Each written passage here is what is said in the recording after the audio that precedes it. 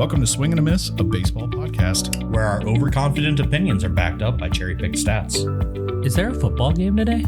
Breaking news, we're next year's halftime show.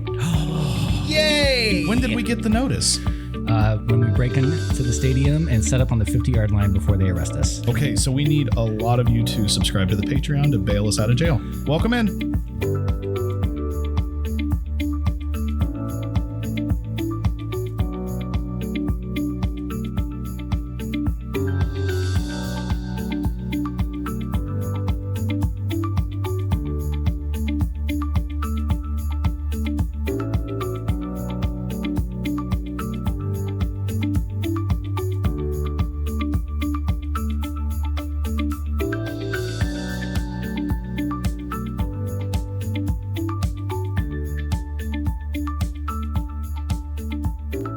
Welcome to episode 26, and happy Super Bowl Sunday, everybody.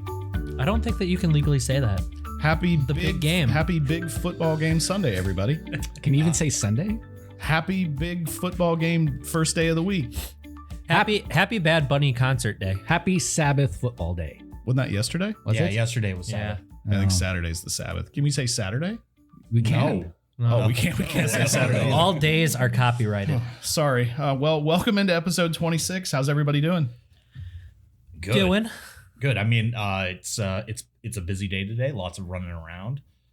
Chock a block of sports with the Olympics, the big game, and of course we've got a lot of The baseball to talk superb about. owl. So we can't say And a lot of good college basketball too. we can't Don't forget. say Super Bowl, but we can say Olympics. You just, Yeah. you're going to get us Oh, so just the big game. thrown Sorry. in jail. Sorry. Yeah. Have you never listened to the radio? We're not on the radio. All right. We have a lot to get through today, so let's dive right in. Before we go any further, let's check in with our New Year's resolutions. We'll start with Mr. Nels. Oh, God. So I have not heard back from Mr. Batista. If you remember, I sent a DM. I slid into his DMs on Instagram just saying, hey, big fan. Yeah. So I will send another one. He came out with a movie recently on Amazon Prime with Jason Momoa called Wrecking Crew, which is actually very good. Recommend you watch it if you have a free couple hours. It's a good action comedy. Anything with Dave Bautista in, I'll It is. watch. He's an excellent actor. He is. A lot of fun. So I'll send another one saying, hey, I love the movie. And we'll see if that does anything. Okay. And we'll move on from there. Got it. That'll be step 2. Got a couple ideas that we can try after that. If Oh, Lord. no, they're safe. They're Okay. safe and they're not creepy. I promise. I don't believe you. Well, you just wait and see. Tyler, any update from you? Have you accidentally said I love you at the end of a phone call? No, I feel like I honestly have the easiest New Year's resolution to keep because I don't know that I've ever said I love you at the end of a phone conversation that did not necessitate it. This shocks me. It really is surprising. I do it at least once a week. Update from me. I haven't been grocery shopping since the last time we recorded, so I haven't had to worry about mine. But 2 weeks of no groceries? well, I brought in all my groceries today in one trip, if that makes you feel better. that's not your resolution, though. Well, if you think about it, we took a lot of food home for my birthday. So That's true. we've been eating most of that this past week. Are you tired of taco meat? Not yet. Okay. Not yet. All right. So lastly, we have Josh, and we did college sports last time. So I think today we need to lean into baseball. Well, I don't know. It is superb owl day.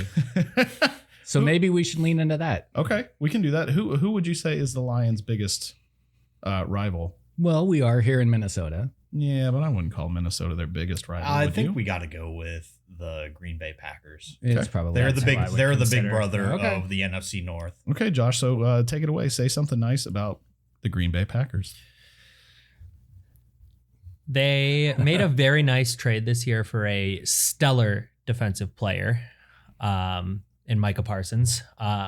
Absolute game wrecker. A guy that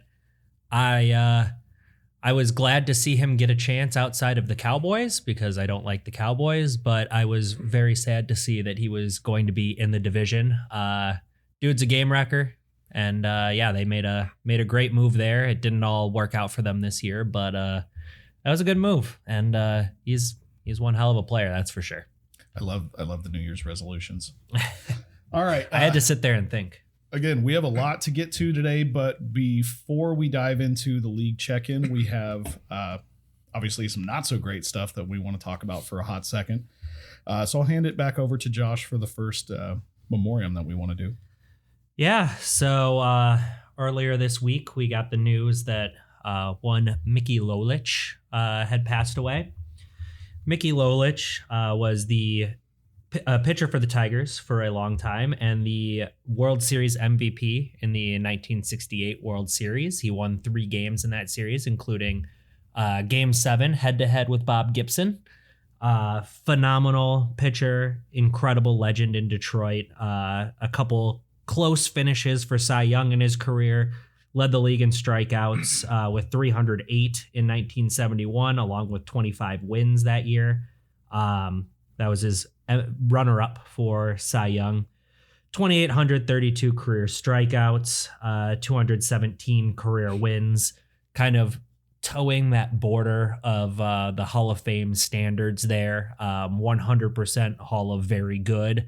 I think overall probably just doesn't quite get there for Hall of Fame, but definitely one of those guys that if he got included, I wouldn't be sad. As a World Series MVP, an absolute workhorse, a strikeout machine, Tigers legend, and most importantly, one of my father's first favorite players when he was growing up watching the Tigers. Yeah, I didn't know that 68 team was like one of his first teams that he like really latched onto, and Mickey Lolich was his guy. So rest in peace, Mr. Mickey Lolich. Brought the Tigers some great things, brought my dad some great memories. Maybe the second greatest Mickey in MLB history. There's not enough people named Mickey anymore. Yeah. There's probably a reason for that. Yeah. It's because they're not so fine anymore. They don't blows blow my your mind. mind. I was gonna go the trademark route with Mr. Mouse. That's where I went to. That's where I went to. We also, unfortunately, have a few more we want to get to. I'm hand it over to Nels. Sure. I guess the most recent player was Terrence Gore, who we all saw in the last about decade or so. He was a speed specialist, stolen base specialist with the Royals, and won a ring with them in 2015. Yep. And also with the Braves in 2021. Yeah. Braves.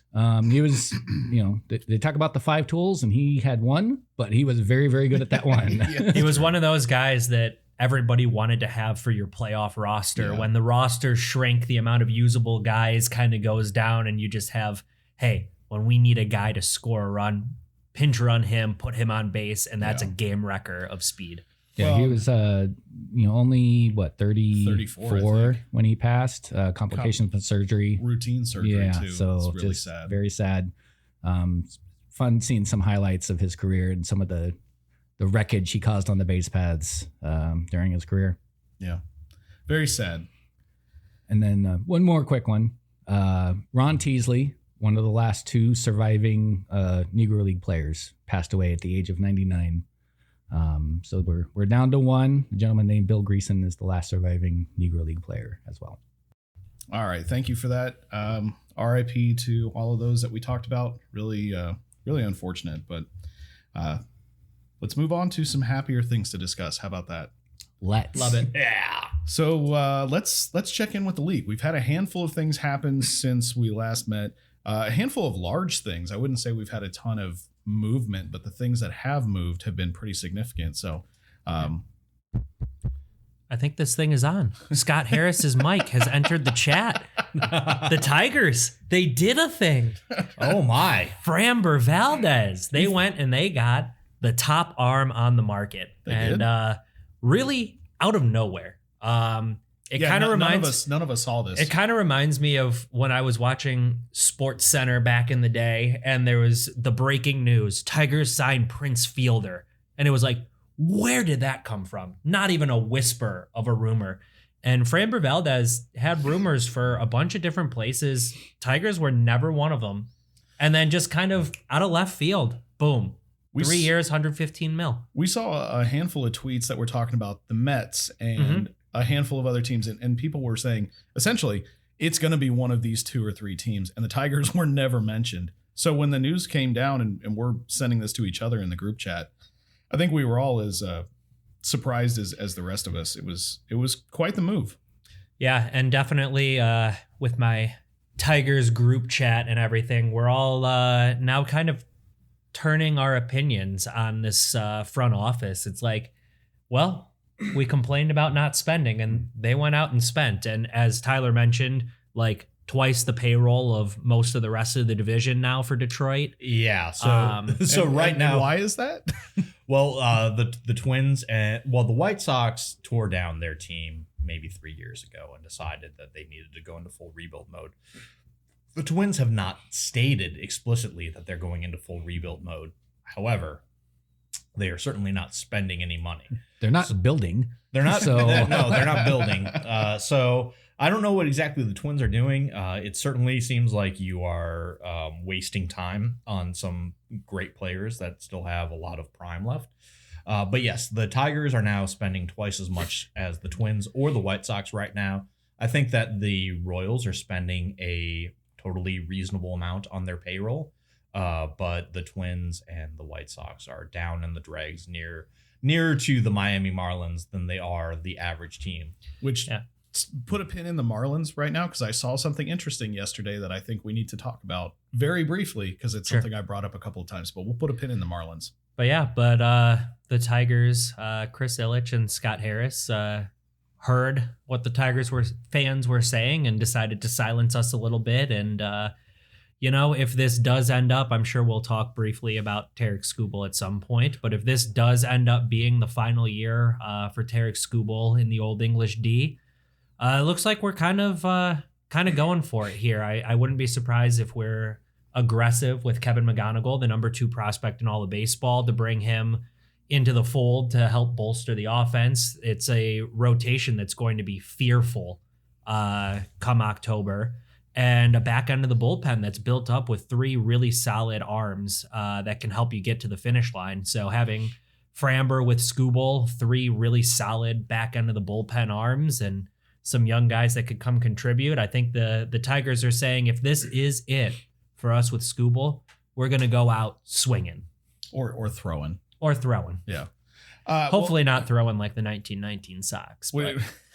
Different kind of throwing. As interesting as it was to see Valdez signed by the Tigers, we also had another major Tigers development since we last recorded. I know we spent some time talking about the arbitration a couple episodes ago, where Skubal was going to arbitration. The offer was $19 million. He was asking for 32, correct? Yep. 32 million. And we got the answer this week, and Skubal won. Yeah, Skubal got that bag. Refresh everyone. When you go into arbitration, you present your case in front of essentially a labor attorney or judge who might not know that much about baseball, but that judge exclusively gets to choose between either 19 million or 32 million. They cannot split the difference or otherwise change the amount. It has to be A or B. And yeah, Skubal came out on the best side of that for him. Yeah, which good for him. And he should have won. And good for him. And I'm really glad that also was proven to not stop the Tigers from continuing to spend, because there was a lot of rumors they were holding back on potentially, going after a guy like a Lucas Giolito, who you could have probably gotten for like 10 mil to help with the rotation, that if they lost the arbitration, then they would shut down even something like that. So the fact that they lost the arbitration and spent on Valdez shows that a lot of reporters don't know anything and they're just kind of making up some stuff. But it was good to see him win. Good to see that it didn't hinder the Tigers in spending. And one of the things that I read too, which I think is the best part of all of this, from the I still hope Skubal ends up coming back to Detroit part, is the Tigers arguing for their side in arbitration.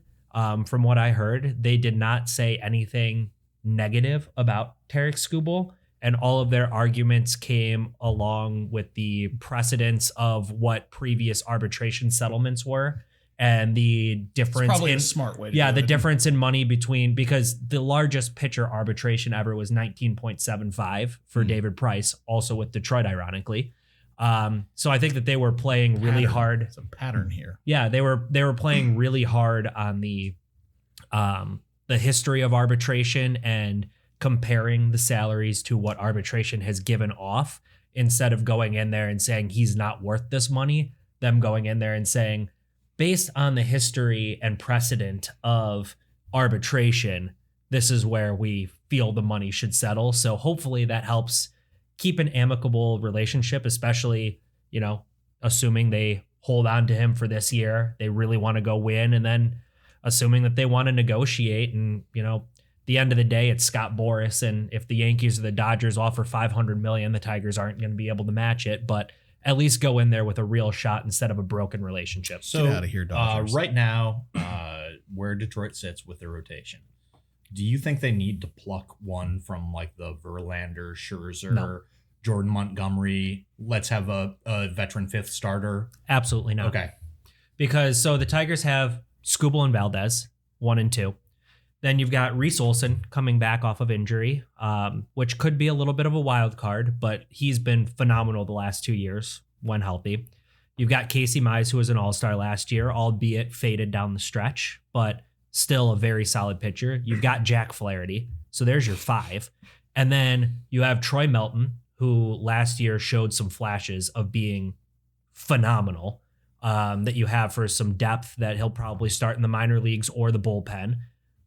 You also have Keter Montero, who's been kind of our 6th starter for the last several years, that you can pull up. So we've got some young guys that you can kind of pull in there. I think that they're actually very deep at starting pitcher, with some options that are some pretty good plugins, coming from the minor leagues. Well, if nothing else, excuse me, I think that sets them up obviously quite nicely for their starting pitching, but you also have some pieces that you can move if you need a bat. You need an infielder, you need an outfielder. I mean, depending on how the season goes, they've got some trade capital that they can utilize quite a bit if Skubal is still on the roster for the start of the season. He will be to start the season, for sure. You don't know that. I do know that. Okay. I would have argued that we had to buy a bigger trophy room because of him, and he's costing us money in that regard.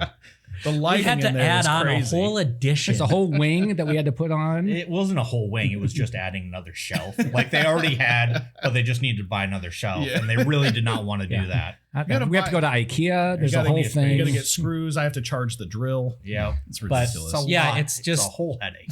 At the end of the day, it's nice as a Tigers fan who's had to hear all of this stuff about Skubal and will they keep him? Will they not? He's probably going to leave and all that negativity all offseason. The Framber Valdez deal really sparked a lot of excitement in the Detroit fan base again for this baseball season coming You can up. just say you didn't want to talk to me anymore. I don't want to talk to you anymore. There was another kind of, I guess you'd say, like, probably I'd consider the last exciting free agent that also signed in between the last recording. And that's one Eugenio Suarez going to Cincinnati. Yep. 1 year, $15 million, which is pretty disappointing if I'm Suarez. You hit 49 home runs last year. And Around that, if not exactly that. I think that you can definitely make an argument that the glove isn't what it once was, but it is serviceable. Mhm. It is okay. And only $15 million, only 1 year. I think that that's a steal for Cincinnati. And I would be really excited as a Reds fan to have that going. Yeah, I think the 298 OBP last year hurt him a bit.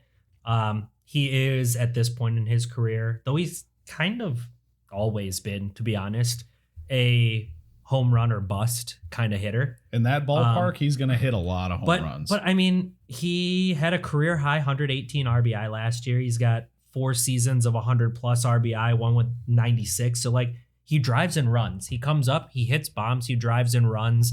I think 1 year, 15 million is a steal for the Reds, a team that was right on the fringe last year, just snuck into the playoffs as you had projected, but looking to make a little bit more of a splash. And that's a cheap option to go with for a veteran bat that can add a lot of pop, albeit a lot of strikeouts and a lot of ground outs. I feel like grounded into 11 double plays last year. So he's got a lot of holes in his game. He's definitely not a complete player anymore at this point in his career, but he can still mash.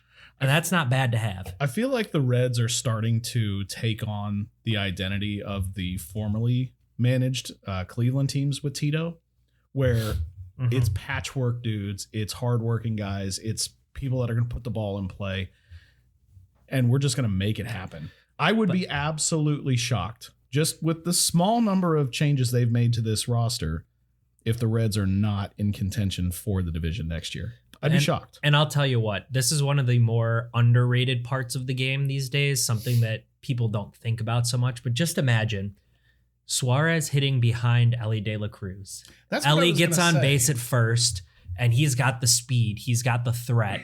And so now all of a sudden you can't be throwing garbage in the dirt. You can't be throwing things away, because if you give him that, he can go swipe a base. He can go swipe too. So now all of a sudden you've got to put the ball more around the strike zone because you don't want to give up extra bases for Ellie. And Eugenio chases a lot, strikes out a lot, but you put it in the zone and he can punish you. So having that kind of combination of a true speed threat right ahead, and you put Suarez right after De La Cruz, you can see some pretty good numbers maybe, because that's one of those things about lineup construction that people just look at the pure numbers. They don't think about the overall picture. Like you look at Eugenio Suarez and his 298 OBP and you go, that's not very good. But you think about what his strengths are and his weaknesses and what you can put around him. And all of a sudden that helps make everybody better. If the Reds pitching holds up even a little bit, that's a playoff team, in my opinion. So Josh, what you're saying is you think OBP should get you paid? I'm saying that OBP is a big factor, but I'm not saying it's end all be all. But I think that having an OBP under 300 hurts you for sure. You should maybe notify the new second baseman of Nels's San Francisco Giants, because Luis Ariz, who is, I will tell you, Nels, one of the most fun players to watch, if nothing else. He signed for 1 year and $12 million. He is nothing but batting average and on base. Very little pop behind it. And he didn't get paid either. So the funny seems thing like you always have an excuse not to pay a man. The funny thing about that, though, is that his OBP is not much higher than his batting average. For a guy that does not strike out at all, he also does not walk at all. The man just puts the ball in play. Oh, yes. He's a very unique player in today's game. A 3 times in a row batting champ with 3 different teams that he finished the season with. But again, no pop whatsoever. Career high 10 home runs. No speed whatsoever. It's kind of like if Ichiro was a one-tool player. Just put the bat on the ball, don't strike out, don't walk, bat on ball, but no speed, mediocre defender, doesn't walk. I need to find out what exactly happened with Luis Ariz's lower body, because when you watch him, it seems like he should be maybe not fast, but quick. But when you look at the numbers, he is definitively not quick in any way. He grades out as a poor defender. He grades out as a poor speedster. However, he is a good base runner generally. He's got exceptionally high baseball IQ. And so I think that affords him the ability to read where balls are going to go. And so that's really going to be something. Nels, how do you feel about it? I don't understand this move, because he wants to play second base. That was kind of the contingent on them signing him. He can't play first because that's Rafael Devers and Bryce Eldridge are kind of both doing that. Sure. And DH is taken because if one of them is going to take that other spot. So one's going to be at first, one's taking DH. Both of them are, one of them is a significantly better player than Ariz, and the other one has the potential to be a significantly better player. And, I spoke a couple of times about the way to beat the Dodgers, who are in the way, is you're not going to outslug them, but you got to be able to play good, solid defense, make the plays, have the range, keep them, don't give them extra outs, all that stuff. And having a very, very poorly, like one of the worst defenders at second base for a high level ground ball team like Logan Webb is tons of ground balls. Yeah. I don't understand it. They have Casey Schmidt, who is kind of at second base for them. Excellent glove. His bat was coming along last year, then he got hurt. I was fine just riding with Casey Schmidt. I'm okay if you want Arise in as like a bench guy to bring in, ninth inning where you got a leadoff double. You want to see if you can get him in or get him over, that kind of guy. But as like, he's going to be our second baseman, I don't get it or like it. So what do you think about the off chance that they do something with him that he did very early in his career in Minnesota and play some left field? I mean, he couldn't be worse than Elliot Ramos was last year, but Yes, then he can. Ramos was not good. I will at tell all. you that Luis Arise in the outfield was A disaster, and there's a reason we haven't seen it since 21. Well, there is something to be said for more experience to just, reading balls hit off of major league bats. But I will say that I know that the numbers don't support it, but I can't really think of a time where Luis Arise made an awful play at second base. I think that there's a lot of the grading against him that goes down to not being able to get to balls that they expect him to get to. And that's, but that's part of it is if he can't, Right. Get to that bleeder that Freddie Freeman hits in the ninth inning and that, there goes another, another lead that the Giants had. Bringing it to the Tigers because that's what I just know the most. It reminds me a lot of like Johnny Peralta back when the Tigers got him from Cleveland, where he was really good at the balls that he got to, but my God, he didn't get to a whole lot. Yeah, and so that really hindered. Yeah. So maybe it'll be. And Peralta played shortstop, so that's even more of a problem with range there than even second base. So maybe it'll be a Arise for the first couple at bats, and then they bring in Schmidt for the ninth inning defense. And then range is even more important now than ever for second baseman because you see all the shifts and you see second basemen playing. They're covering more, kind of ranging even behind first. They're like a shortstop range. Yeah, they on the other do side. the shifts, and basically you have your first baseman playing the line, and then your second baseman playing on the lip of the grass to kind of cover the extra space. You kind of can't hide it anymore with the way that the shift used to be before the rule changes. You can't put the shortstop on that side of second base anymore. Right.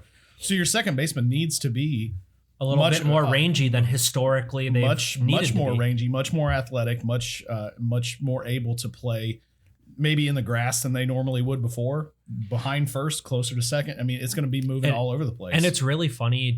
This is a real, this shows how different the game is now than 20, 30 years ago.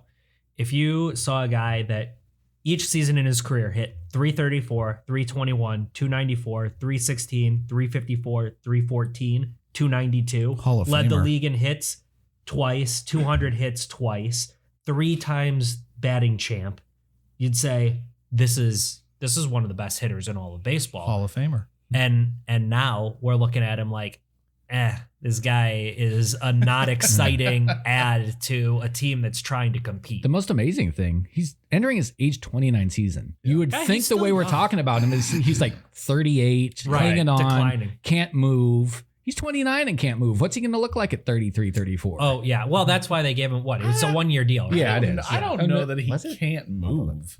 I don't know that I buy that just yet.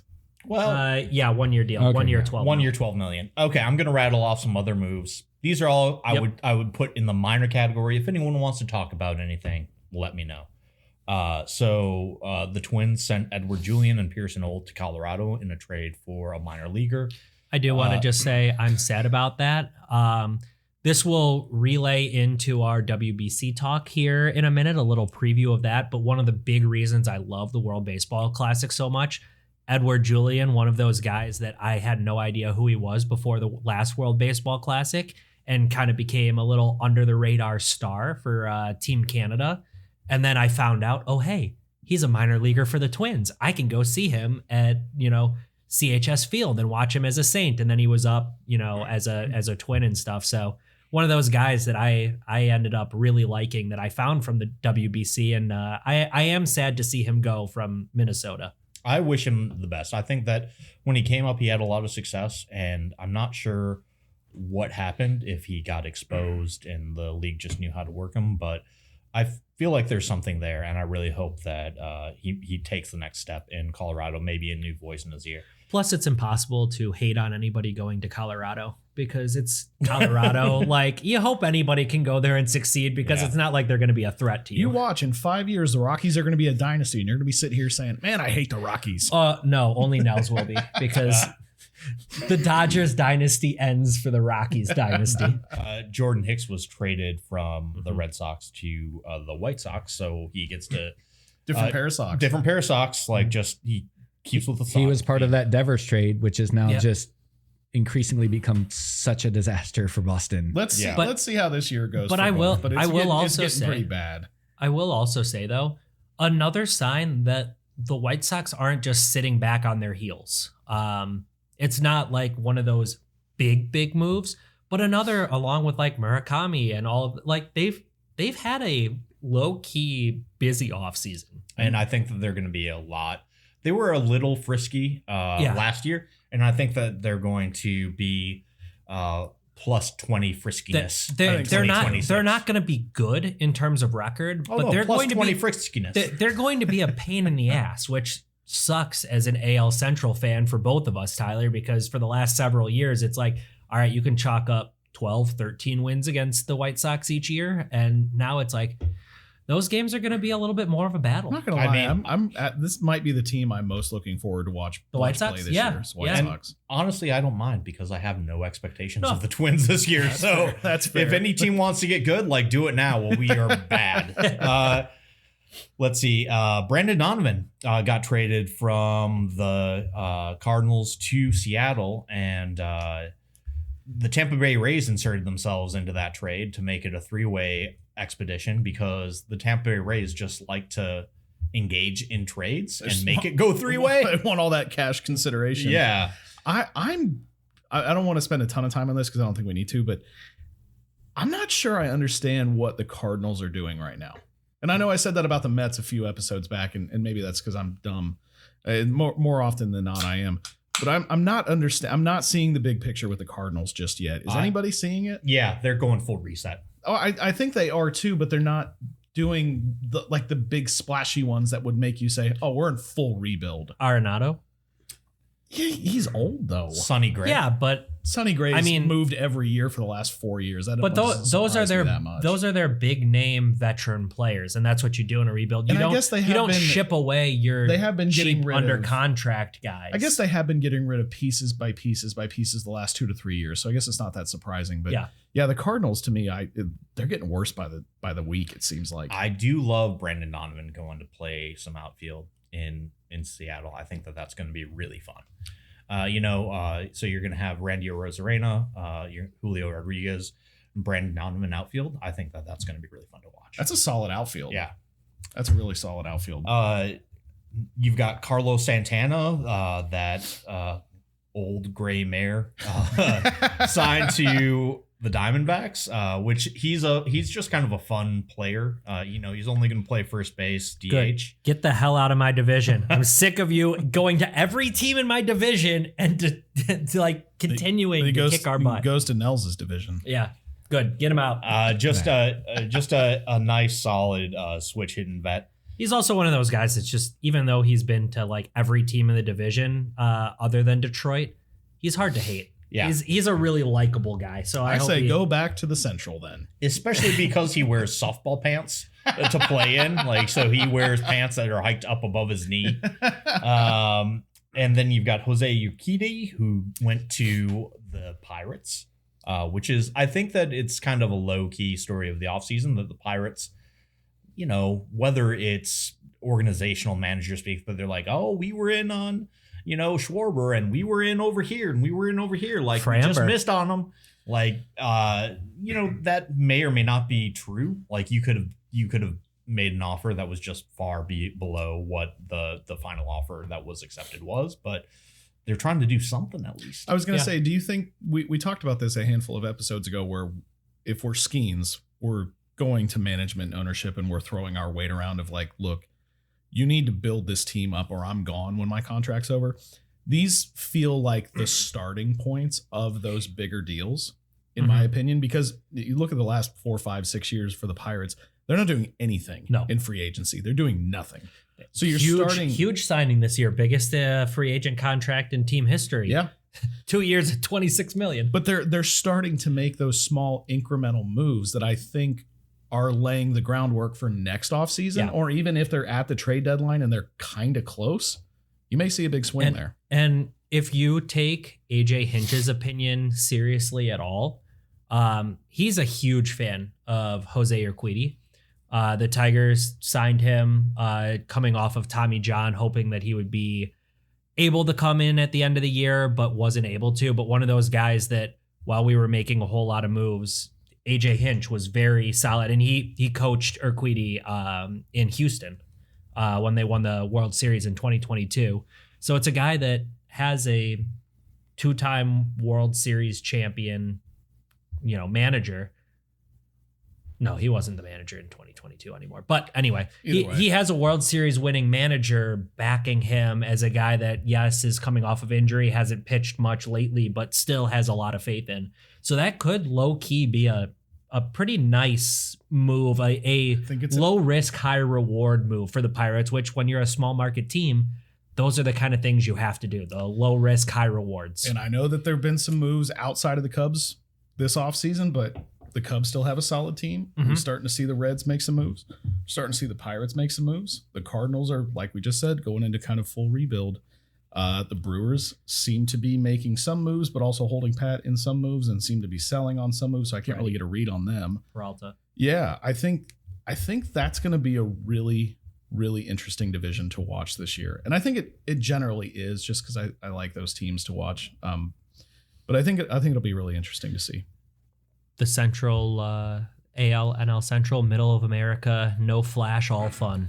Which we actually will get to later in the episode when we talk about our previews for some other things. But any other last minute ones we want to talk about? Only one, and it's just mainly because it's hard to feel bad for this franchise. Uh-oh. But the New York Yankees are bringing back Paul Goldschmidt. And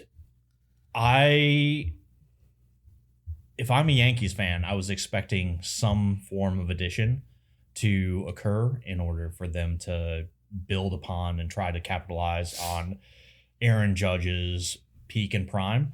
And it seems like the best that they've been able to do has been to get the band back together from last year. And I'm not stoked if I'm a Yankees fan, because I needed something to happen. See, and the four of us were at dinner Friday night, and that news came down while we were. Yeah, you were there. You remember. I organized. While we were waiting for our table, that news broke, and I don't remember which one of you showed it. It might have been Me. Josh. Was it Josh? And I said basically the same thing you did, Tyler. I'm not that impressed with that, and I got poo-pooed by these other two. No, I'm right there with you, because I think that. Don't change your position now, Josh. I said it was very interesting because bringing back Bellinger, one of the things that he does well is gives you flexibility. He can play first base. He's played really well in the outfield, but he can play first base too. And so having a 38-year-old, 38, veteran not as old as me. borderline Hall of Fame case, I've heard a lot of people talking about for Goldschmidt. That's something we could talk about maybe at the end of the year. But regardless, old veteran player with a really great career that's now completely taking up first base and kind of takes away the flexibility of you bringing back Cody Bellinger to kind of be able to have that flexibility. You put Jason Dominguez in center some, move Bellinger to first, those kind of things. It's an interesting move. It's like one of those we swung and we missed, no pun intended.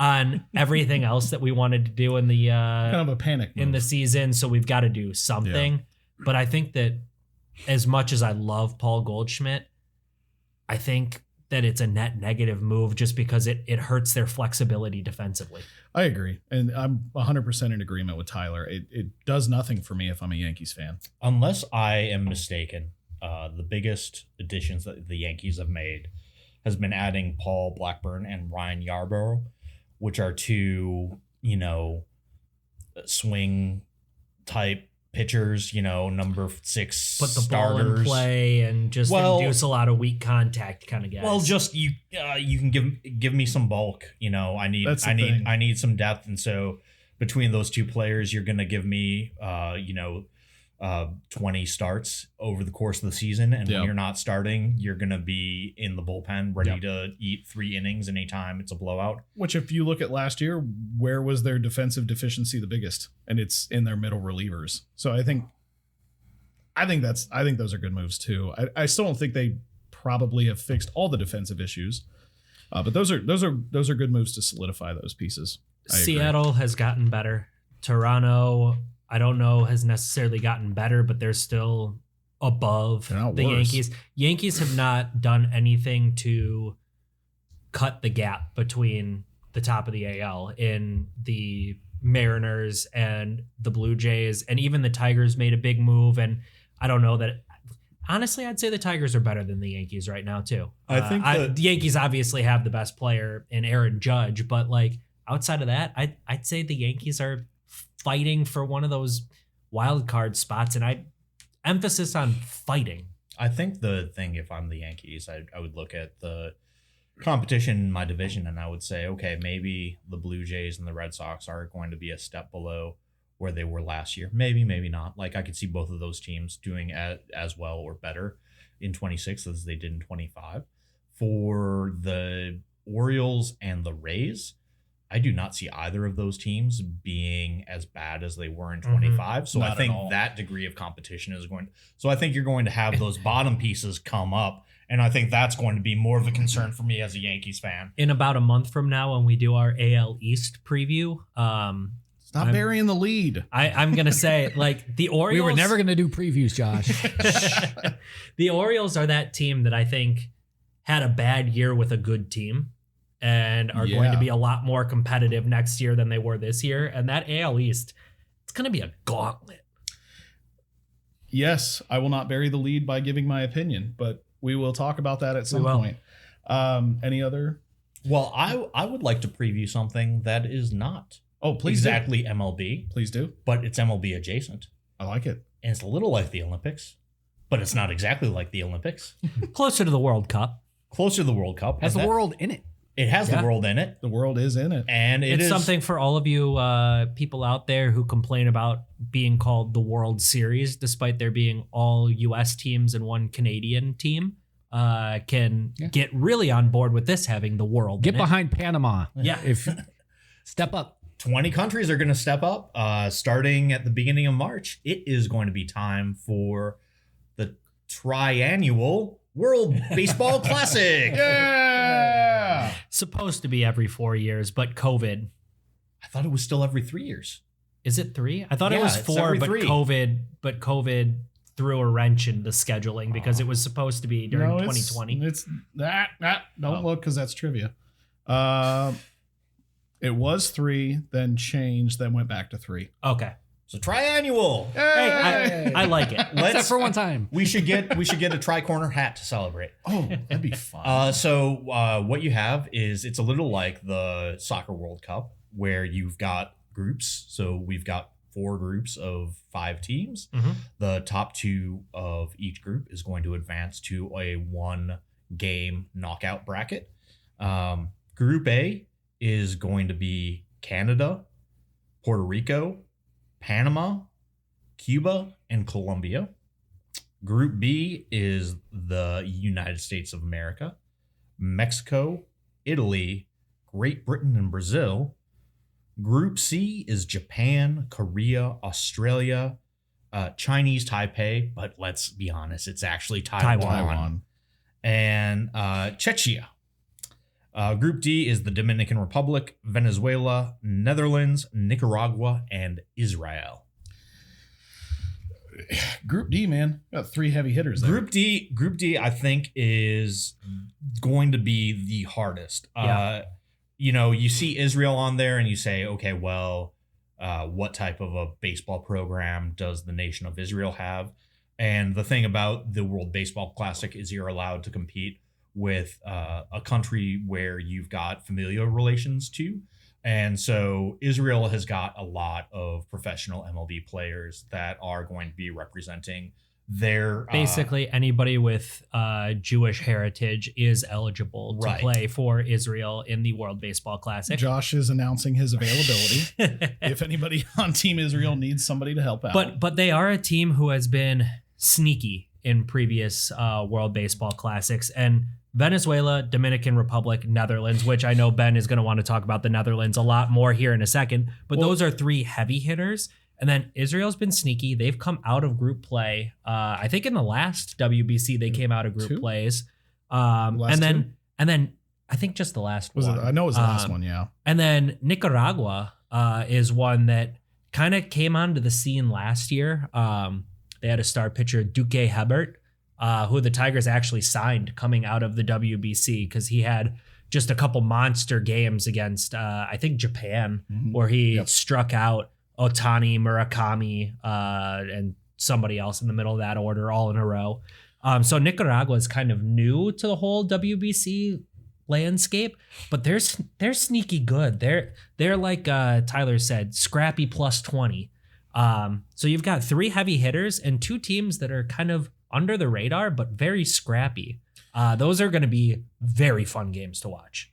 One thing that I would encourage anybody who's listening to this and maybe has never watched the World Baseball Classic, and you're hearing some of these countries like Israel or the Netherlands or pick Nicaragua. Nicaragua. I mean, any country that you might not think is necessarily somebody that is associated with baseball or might not have a big baseball presence.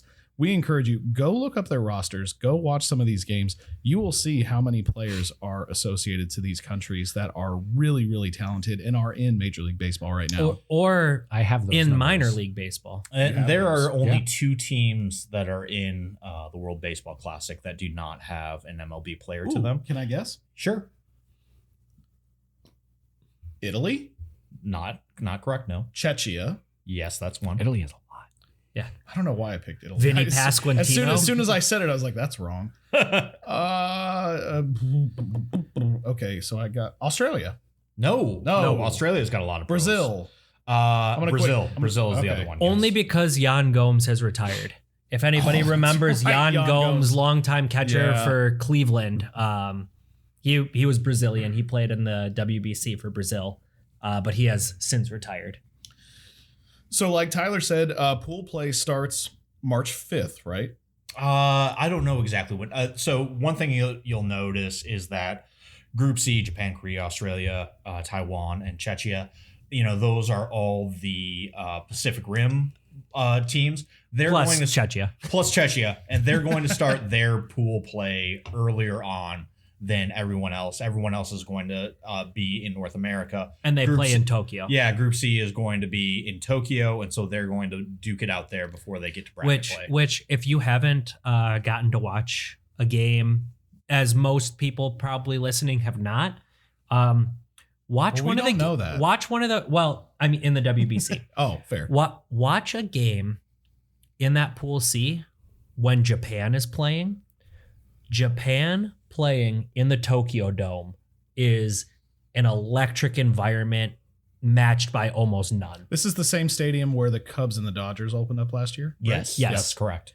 But even above that, when they have their home team, their Team Japan, who is the reigning World Baseball Classic champions in there, it's the fun thing about the WBC is they care at a different level. It's like the World Series every single game because they're representing their countries and they have the people from their countries coming to these games. It's an environment that you're not used to seeing. If you watch 162 games of Major League Baseball, you don't get this environment in any of those games. You have to wait maybe till the World Series to get that kind of environment for what you get in these. Tokyo Dome, incredible atmosphere. Yeah, so it does start March 5th, but March 3rd and 4th are exhibition games where they Okay. will be playing against major league teams, each of the WBC teams. Really? Yes. I didn't know that. The Giants draw Team USA. That's cool. Logan Webb pitching against his own team. There you Fantastic. Dice them up. But yeah, if you want to check out, a major league team versus a WBC team and kind of see what they're about. That's a good kind of appetizer for that, those 2 days. So what this means is that we are under 1 month to baseball that matters. We are. Yep. And not just matters. I will stand by this. The WBC but you're sitting. I will stand by this. March Madness is forever my favorite sporting event in anything ever. WBC is like neck and neck. It's like 1 and 1A. The World Baseball Classic is one of my favorite sporting events. And you guys know how much I watch every sport available. I keep up with the Indian Kabaddi Professional League, which nobody other than my dad and maybe some of his friends that might listen know what that is because I brought it to them. I know what it is. Yeah, you do, because I brought it. You brought it to me. Like I follow everything around the world. World Baseball Classic is right up there with March Madness. Is my favorite sporting event. Are you watching ever. that new sport where the two guys just like run into each other? Have I you seen saw that this morning. No, It's two heavyweights that What just is this? sprint at each It's like other. slap fighting. Oklahoma drill. yeah, but Oklahoma, they're- no professional pads. No Oklahoma. pads. No pads. No Just pads. two guys on the stage and they just run into each other. And I guess whoever stands up first, I don't know how you win. I don't know. I watched a professional slap contest It's where the worse one than dude that. he It's worse than that. knocked the one guy out immediately. But let's stay on topic. Yes. So how do we want to approach this, guys? Oh, so one point that I'll make, and this will kind of lean into it, we can talk about some rosters, is, these are going to be, events that exist outside of sanctioned team activities. So teams are oftentimes hesitant to allow their players to participate. So there are some players that ask their teams to be able to go and represent their country for the WBC and were denied that opportunity, which is sad.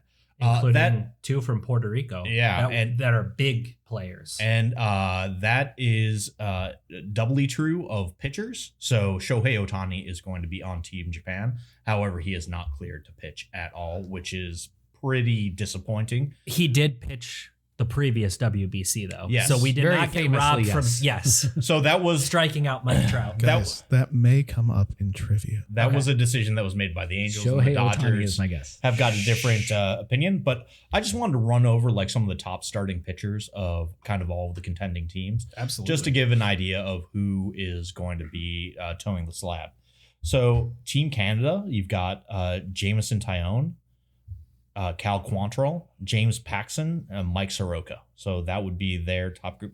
No one there like jumps off the page as being superb. I like Michael Soroka a lot. James Paxton, famously the most American Canadian ever, as he was warming up for one of his starts when he was in Seattle, had a bald eagle land on his shoulder. That was Well, I feel around. like we can claim him now then. yeah, Yeah. but he's still pitching Yeah. for Canada. Like if a maple leaf landed Yeah. on me, I would be Canadian. Boom, Canadian. Yes. Yeah, exactly. It's It like is what being it is. knighted. It is. Boom, Canadian. Italy has got Austin Nola, Michael Lorenzen, and Sam Aldeguerre. Hey, remember when you said Italy as one of the ones with no? If you go pro back and check the tape, players? I said Italy, and then I said I immediately knew that was wrong. But Adam Aaron Nola is a pretty big. Adam Ottavino Yeah, is yeah. pitching for Team Italy, and I believe Adam pitched Ottavino pitched for Team Yep. USA before. He did. Yeah. Turncoat. Yeah. No Turncoat. kidding. That's what Access happens. of evil. That's what happens when you Pasta's get better over when you there, I get old and understand. you no longer make your primary team. But How old there's is still. Adam Ottavino? Oh, he's like 38. Yeah, he's aged. I believe he retired this He year. went to Mussolini's side. He was born in 85, so he's 40. Yep. He'll be 40 this year.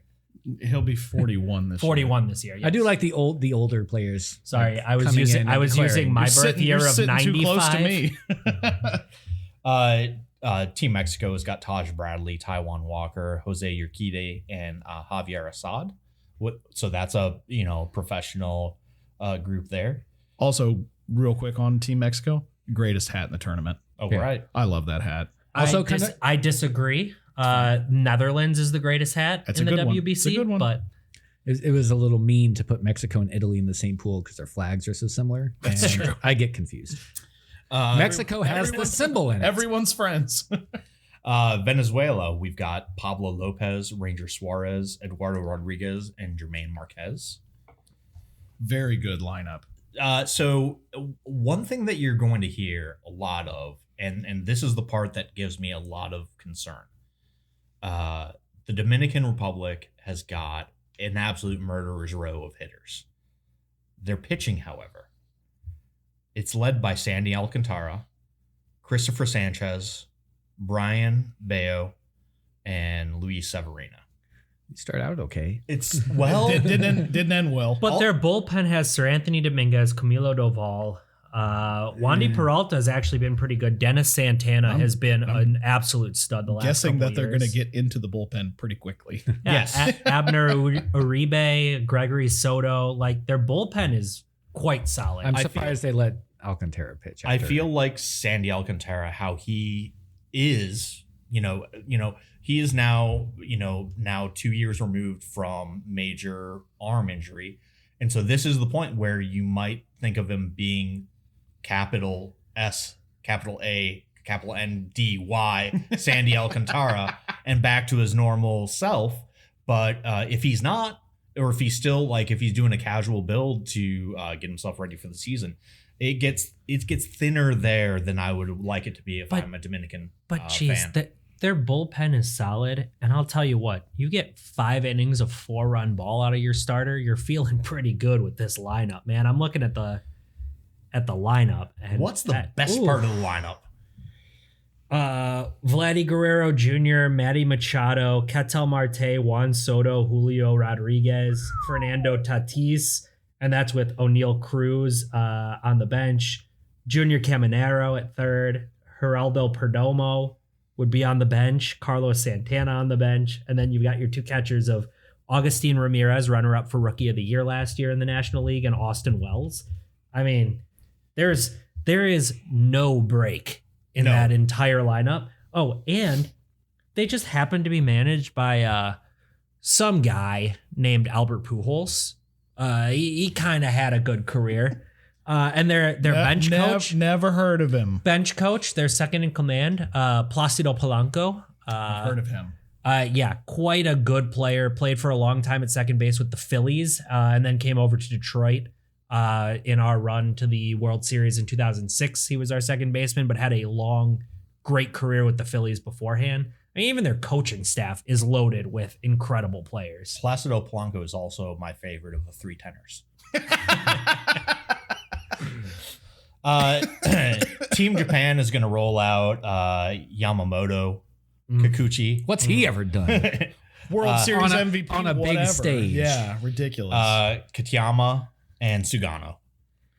It's hard to look past Japan. It really is. Oh no, it's crazy I when know, Sugano is your number 4 starter. But I know that as a show that hates the Dodgers, I get it. Like we want to look. Oh, I thought you were going to say hates Japan. No, hates the Dodgers. Okay, love hates Japan. the Dodgers. I hate Japan via the Dodgers. No, hates the Dodgers. Nels hates Japan because they're basically the Dodgers farm system. That's what at I'm this saying. point. We're starting to see all these Japanese talents, these amazing players come through the Dodgers, and we end up hating them because they're on the Dodgers. So is Sasaki not pitching in this WBC at all? No. I didn't realize that Roki Sasaki was not pitching in the WBC. Nope, he's not currently listed on the team. I knew that Shohei was going to only DH, but I did not realize that Roki Sasaki. So in the last WBC, the 1-2-3 punch of starting pitchers was Otani, Sasaki, and Yamamoto. So they're down to only one of those big 3 from their rotation from the last WBC championship. Yeah, That's what makes Japan gettable in this. and what makes them not gettable is just There's a lot of other pieces. I feel like it's one of those things where it's just the Japanese style of baseball play, which is going to force a lot of defense to be played, and it's going to rely heavily on putting the ball in play, advancing runners, and pressing on the defense. And I think that that's going to run counter to where the MLB is right now, and I think that's where Japan is going to have the advantage. Mm-hmm. And if you want one name to look out for that you wouldn't know from the MLB, Kensuke Kondo, really nice player. You just picked him out of the lineup. No, I did not. He had a very good WBC last WBC. He was one of those guys that I kind of latched onto because I love latching onto the guys that we don't know from Major League Baseball. For sure. And you get these guys who are now heroes in their country. Granted, Japan's got so many great players that it's, a little bit more moot than like when Nicaragua's got, Duque Hebert that comes out and has a fantastic WBC and becomes a legend for Nicaragua. Great name. But yeah, Kensuke Kondo is one of those guys that is one of those, if you just pay attention to American baseball, probably have never heard of him before. Very good player. Yeah. And then we come to the USA and they're starting pitching. And if they go, they go. You ain't kidding. We've got Paul Skeens. Is he good? Never heard of him. He plays in Philly, right? He's Something. He's Something that guy in Pennsylvania. He's that guy that's dating Livy Dune, right? He's got Yeah. the gymnastic, the really incredibly talented gymnast. Gymnasium. The gymnasium. Gymnast. Gymnast is the word I was looking Quick for. sidebar. Paul Skeens was doing a bullpen. I saw this. Livy Dunn put on the batter's helmet and stepped into the box. And Yeah. obviously, it's one of those things you know when you think of it, but Livy Dunn is a gymnast. Yep. And gymnasts, She's an elite athlete. and gymnasts are So was Greg Louganis. He ain't hitting Skeens. almost always tiny. Oh yes. So just you're seeing someone who is Jose Altuve strike zone. a tick above 5 foot and also probably a tick above 100 pounds soaking wet. Yeah. Just getting lit up by Paul Skeens fastballs. Darts. It does not look fair. Thank goodness he has the amount of control he has. Yes. Because that would kill her. Oh man, if you plunk your girlfriend with a 99 in the ribs, that's You're a saying- conversation. If she's not dead, then you are. Well, right, he you're would- you're sleeping on the couch. For To be fair, he wouldn't be single for long. Then you've got some guy named Tarek School. Who's that? We just talked only about the Detroit award room legend. expansion. that Yeah. The So- Tigers had to do. So, that so guy. right there is 3 of the last 4 Cy Youngs over the Yeah. last 2 years. Right. Both of the last 2 AL Cy Youngs and the reigning National League Cy I was Young. hoping you were going to say that because there were going to be some listeners that are like, wait, they give out 2 every year? No. Yes, one in the American League, one in the National League. And then you've got Logan Webb, who Nels. Is he good? Yeah. Oh, Yeah. Oh, never heard of him. He's the number 3 starter on this roster, and he'd probably Which be is the insane. ace on It's 25 of the crazy. 30 MLB teams. It's Yeah. crazy. Logan Webb is an incredible pitcher that I wish I could see in Detroit. Joe No. Ryan loves to represent Team USA. He's been on the Olympic team. He's been on the national team, and he's also going to be on Team USA. He's another Another- one, like probably what, half of the MLB teams. He'd be he's the probably- ace. He's a 1 or 2 starter on probably 26 of 30 teams. I would say that he's probably the 20th best pitcher in baseball. Yeah. Something So like he's that. either 1 or 2 and probably Yeah. 26 of 30 teams. Also, kind of looks like the villain in a spaghetti western. Yeah. Yes. Yes. Young A little bit. spaghetti. And also, he looks a little like Bucko Bruce Yes. from Yes. the old Tampa Bay Buccaneers mascot. He also has two first names. That's true. Yeah. And then you've got Matthew Boyd.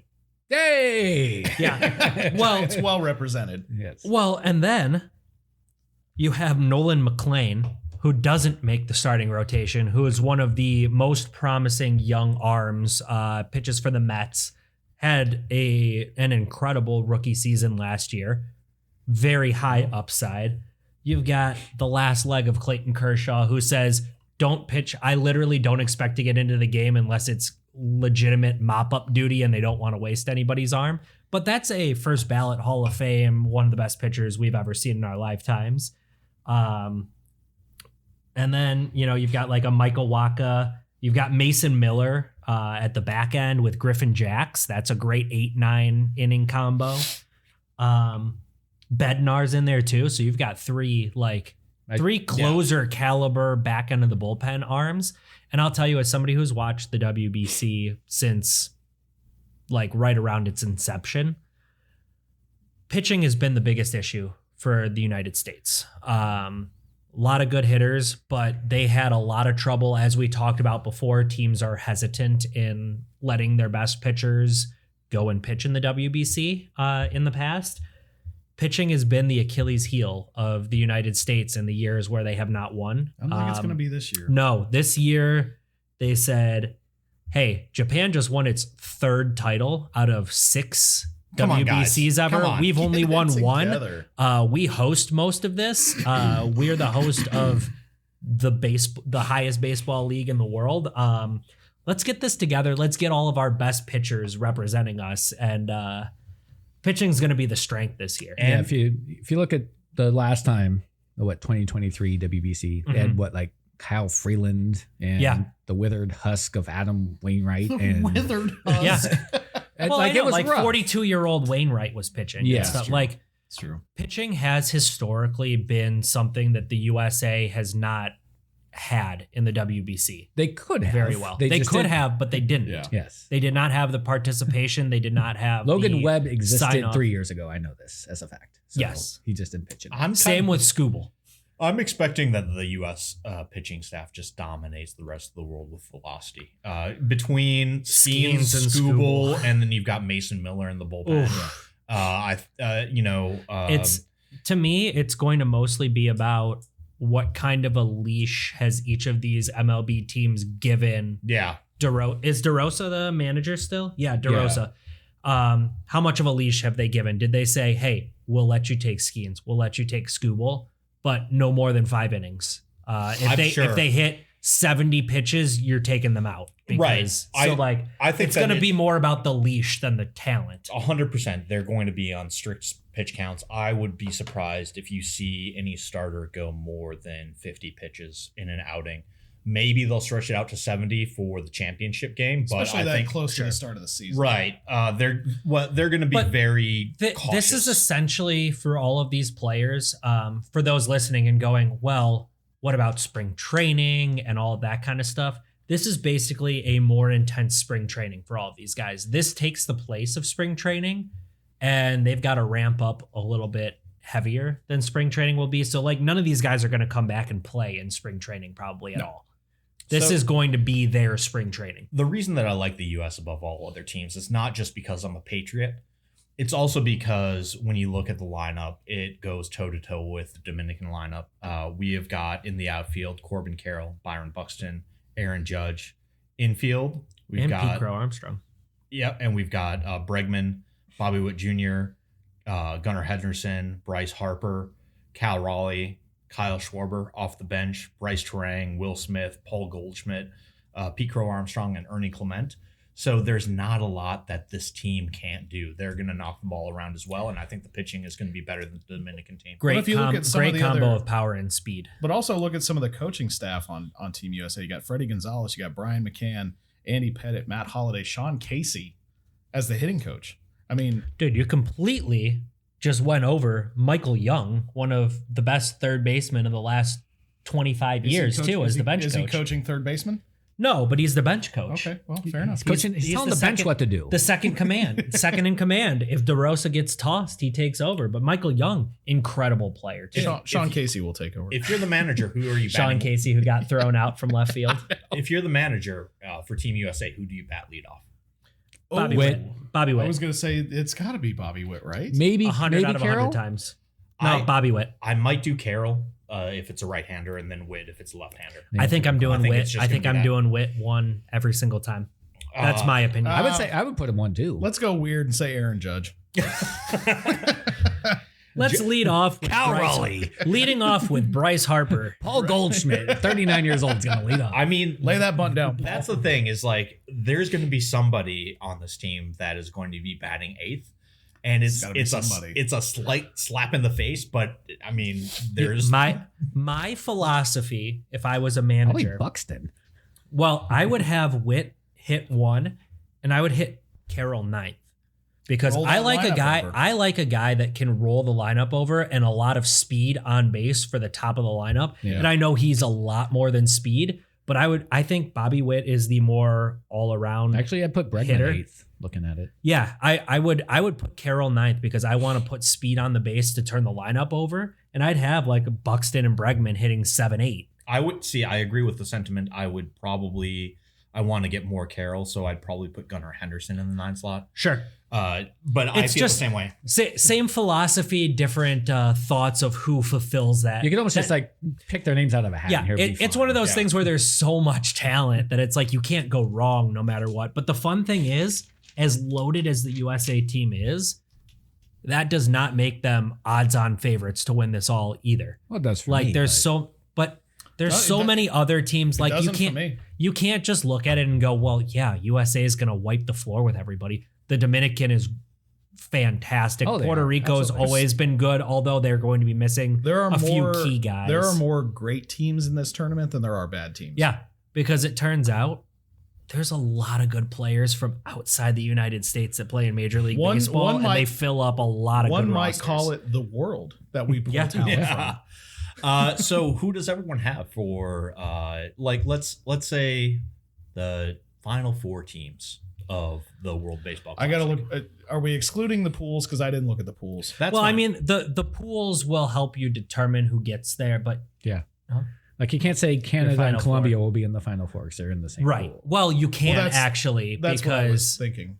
if Canada's Okay, well, you could one- pick a if third Canada, team yeah. from that pool. Then. If No, you Canada's can't- 1 and Colombia's 2, they both make it to the next round, and then they would play each other in the final 4. But Colombia's not doing that. I can start. Yeah, I can go give- for it. I can give my four. Give your final 4.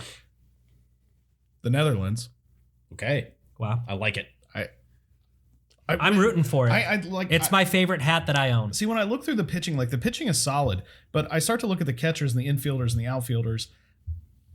They're led by now incoming Hall of Famer Andrew Jones, whose son is on the team, Drew Jones. I like having the Profar brothers. I like having Didi Gregorius. I like having Xander Bogaerts. Sedane Rafaela. Yep, Chadwick Tromp, who I got to see with the Braves a handful of times, and their pitching is really solid. I like the Netherlands quite a bit. And Secondary for those who don't know that are listening, the island of Curacao, which is and Aruba. Aruba too. Yep. The islands of Curacao and Aruba, which are both under Netherlands. Dutch protectorates. Dutch. Yeah, it is kind of weird because I would say like Puerto Rico is the US, but Puerto Rico gets its own team, so it's not quite like that. Yeah. But they all play under the Netherlands team. Yep. And Curacao actually has like the highest amount of major league players per capita for that island. It's a small island. It That's where has Andrew Jones is from. has an incredibly high amount of elite baseball players that come from there. So that's a big reason that fills the Netherlands team with a lot. For those who are like, the Netherlands, why are they good? It's a lot of the island Also a great hat. players. Great hat. My favorite one, I will wear it throughout the WBC. Elite hat. Second for me, we've already hit on him, United States. Third for me, no surprise here. It's Japan. My fourth is Venezuela. And that's not just because Ronnie's on the team. That's a big piece of it. But Gleyber Torres, Jackson Churio, I like Luis Arraez and Eugenio Suarez. Sir, this is where I'm going to have to tell you. That's why I said I didn't look at the pools. Yeah, because We're not doing that. We said that. We're not doing that. So we're I'm giving just- you my top 4 teams. the 4 best, not the Yes. final 4. Well, whatever you want to call it. I'm giving you my top 4. You can give him top. Go easy on Ben. Yeah. Okay. There's a lot of Well, I was math just going to say involved. because Japan, Netherlands, and Venezuela are all on the same side. Well, it'll be of the really fun to bracket. watch that 3-team game. I also really like the pitching. We talked a little bit about Ranger Suarez, Pablo Lopez, and they also have the secret weapon on Venezuela. One's Salvador Perez. Salvi. Yeah, so that's my 4.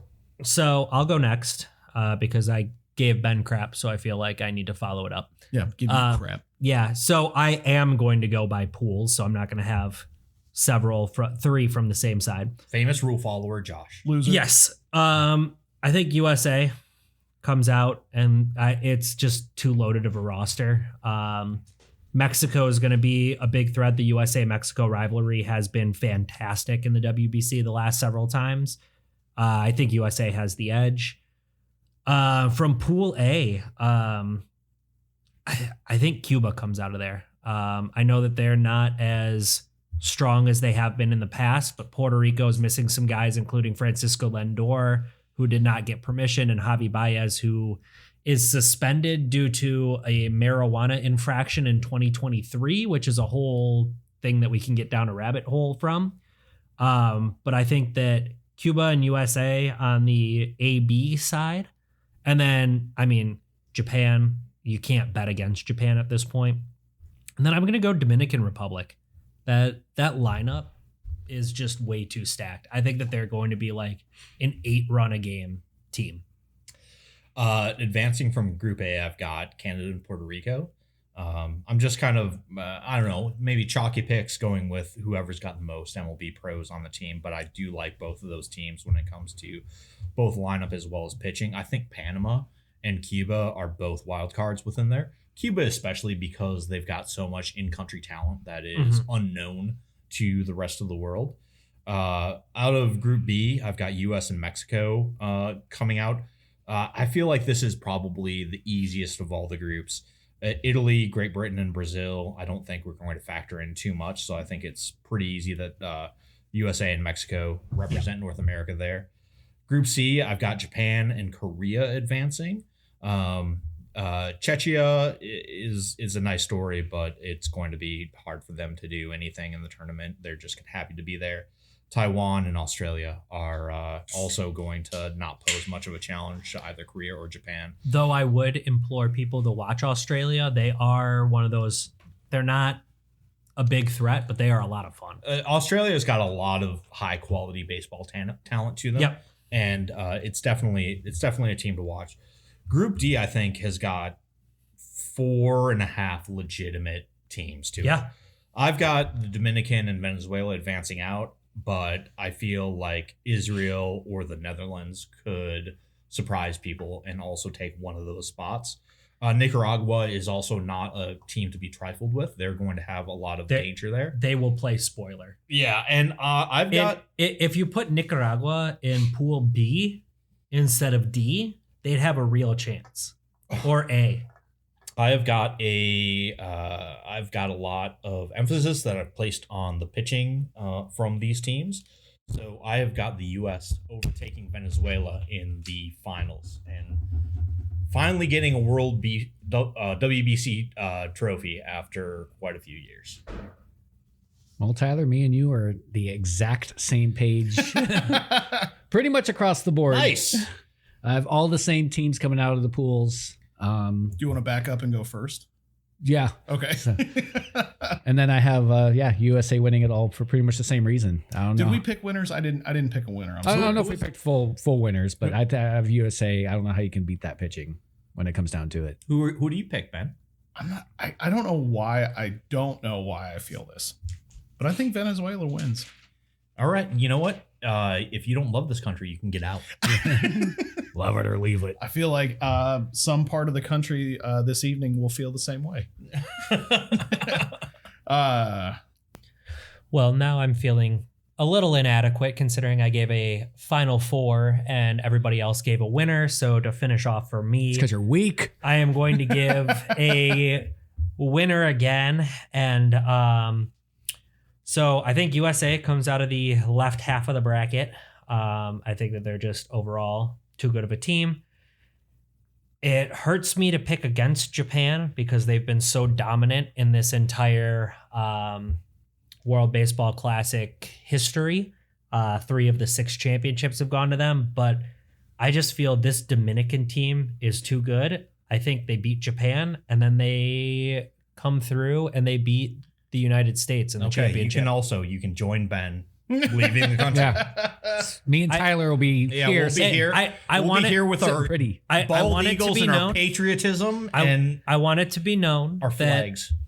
With no comment on anything outside of baseball itself, I am rooting for the United States, but I think the Dominican Republic is the best team in this year's WBC. All right, love it or leave it. Ricky Stanzi. One last thing before we leave the World Baseball Classic. Let's do it. I have got the nominations for the first annual Lars Nootbaar Memorial Award. Memorial Award. Excellent.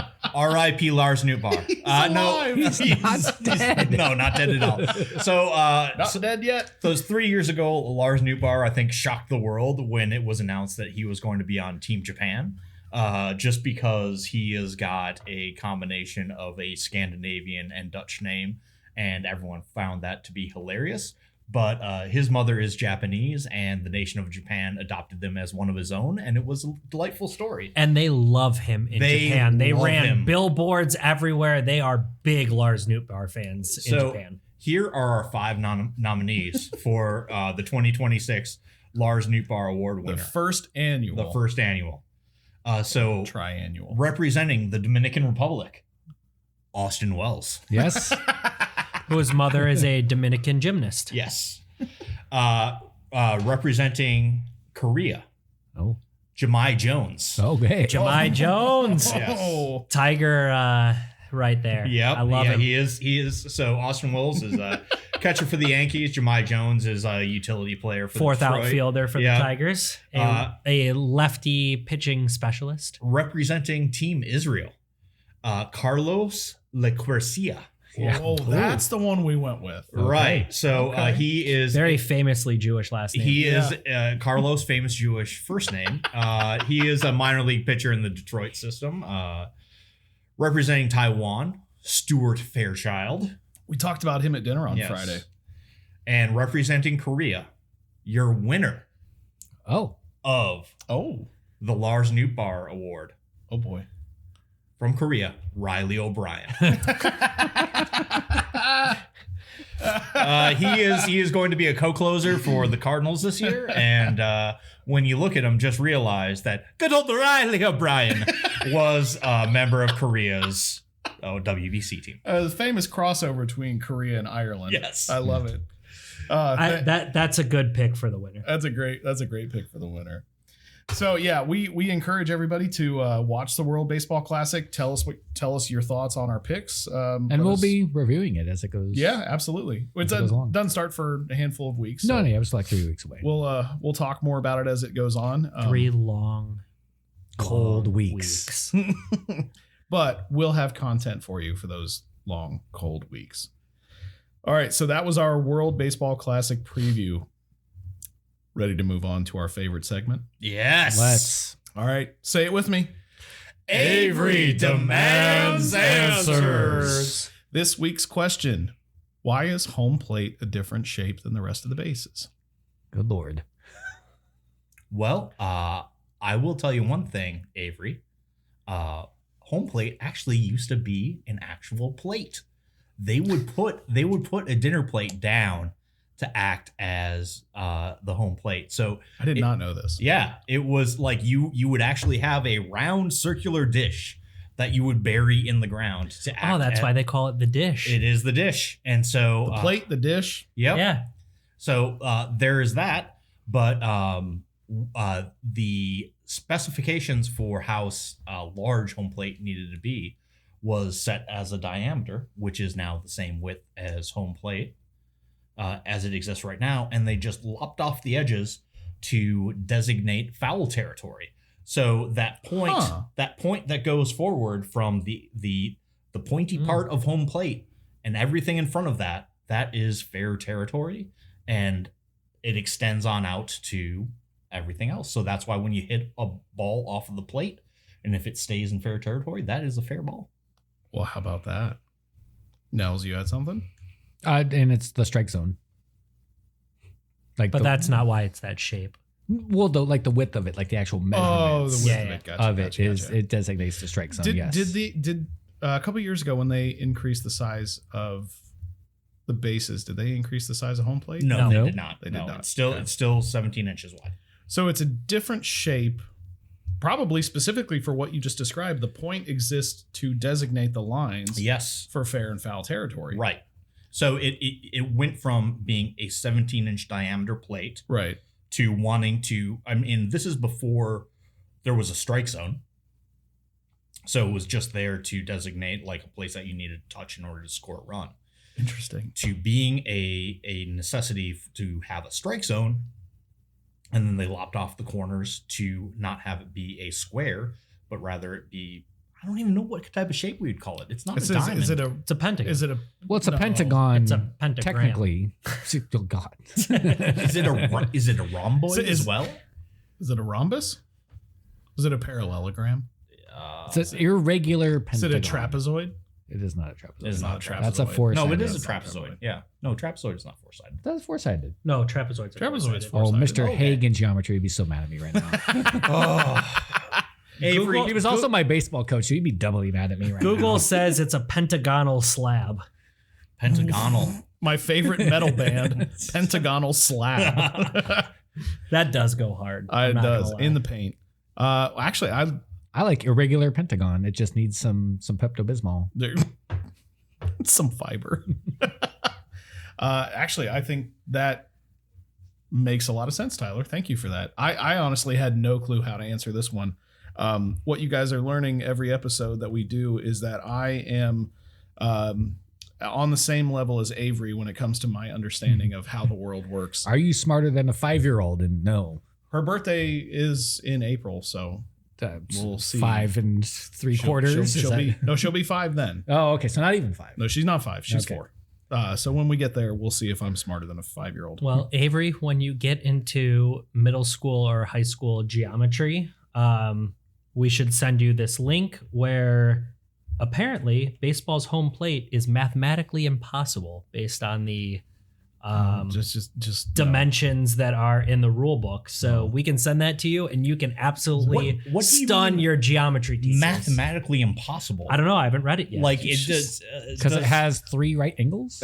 Does the home plate warp space time? What are we? What's going on? There's a YouTube video, but I can't watch it at this point we can't because play we're it. We'll get recording. sued. We'll But get sued. Don't play it. But I do like the fact that Super Bowl. just the pure novelty of we actually used a plate in professional baseball That is for a fascinating. time. I didn't know that. just like kids playing pickup in a sandlot. Was that the where- same time when like umpires were sitting in rocking chairs? Just whatever was around the house. Right, yeah, exactly. Just like we're gonna put together some stuff. Like you We're gonna put a house plant. That'll be first base. Yep, exactly. You I got tagged the ficus. you gotta touch the tree for a second, Yeah. you know. If Backyard rules. it rolls down the hill, we get a do-over. That's fascinating. So what it is that the math of all of the sides doesn't quite add up to what it actually mathematically is from the rule book. So they kind of rounded in the rule book for what the Is it pie? edges should Is be, pie involved in this? but it's technically that was the first incorrect. plate. A pie was on it. It was. Yes. Well, because Cherry. the two diagonal parts of the plate in the back that do the foul lines Sure. are in the rule book 12 inches. Right. But mathematically, they would have to be 12.02 inches in order to satisfy the actual mathematics behind it. You have now broken my brain. Yes. Avery, Wait, is this like leap year? Is there a leap plate? No. Because every day is technically like 23 hours and Technically 59 based on the minutes rectangle and 45 and the seconds. right triangle that make up the pentagon. Right. It would have to be sides of 12.02 to satisfy Pythagorean's theorem for just a that theorem. 17-inch. So therefore, Pythagoras's. It's just a theorem. Avery, stay in school, learn a lot, so you can explain a lot of stuff to Uncle Ben. Yeah. Because he's He's not very dumb. bright. It's a true story. And with that, let's move into our second favorite segment. trivia. No, Oh, Ballpark Brews. that too. Ballpark Brews. Ballpark Brews? And today we are enjoying Rolling Rock Extra Pale Ale from Latrobe Brewing Company in what I've just learned is Pennsylvania and not Missouri. I thought it was in St. Louis. Those aren't even close. Nope. Huzzah. Cheers, fellas. I mean, Cheers. close when you consider the size of the universe. Happy Superb know, Owl they're- Day. They'll both be represented in the WBC by Team USA. Like Missouri and Pennsylvania. They have I'm two assuming. They have two separate teams. Do we have players that are grew up in- I'm guessing yes. Okay. All I right. don't know to tell you the truth. I'll The start. teams are. I know there's a Cardinal and a Pirate Well, there's also a Philly. and a Philly It's also a former Philly and a Royal. on Israel. All right, let's move on. Yeah, we do that. Okay, so I'll start. Rolling Rock, it's pretty easy for me. It's an easy drinking beer.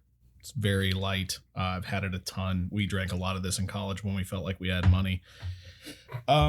Wait a minute. Is Rolling Rock a bougie beer? No. Oh. it's just not. He was it's- just poor. It's just not Natty Light. Gotcha. He was one of what we call the poors. Yeah, some of us had to work in college and didn't have their parents paying for their tuition, but whatever. Or their friends, Or like their- me. Or their friends. I do enjoy this beer. It's not a home run. It's not a triple. To me, it's a solid double. This may be the first time, and I think I looked back at the spreadsheet that you made, and I think I'm generally on the higher side of everybody ranking beers in general on this show. This may be the first time that I rank it the lowest on the show. I think this is one of those, you take a big hack and it's like a swinging bunt. It goes about 3 feet in front of the plate and the catcher steps up and throws you out by like 4 steps. Just not for me. I don't even really know how to describe it, but I'm going to go to the liquor store to pick up a different beer Something instead of different than finishing this. off the rest of this case while we watch the Superb Owl For the tonight. Superb Owl. I have got a long history with Rolling Rock. It was a go-to beer for a good part of my 20s, and I enjoy it quite a lot. The problem is, I don't know if this is because of the green glass. You can get skunky ones, and you can get skunky ones more frequently than you do other light drinking lagers.